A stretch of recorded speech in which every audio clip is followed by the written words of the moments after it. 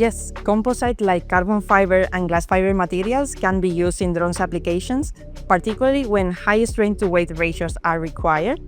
However, these materials often come with trade-offs. They can restrict the design freedom due to the manufacturing constraints. They increase production costs, and they also slow down the pace of design iterations.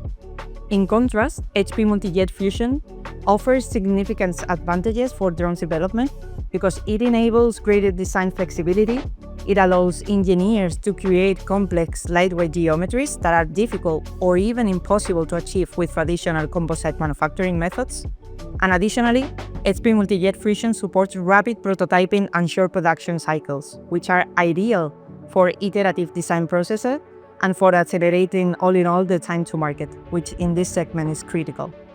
Finally, the choice depends on the specific performance and production requirements of the drone application itself, but HP provides a compelling alternative when agility, complexity, and cost efficiency are key considerations.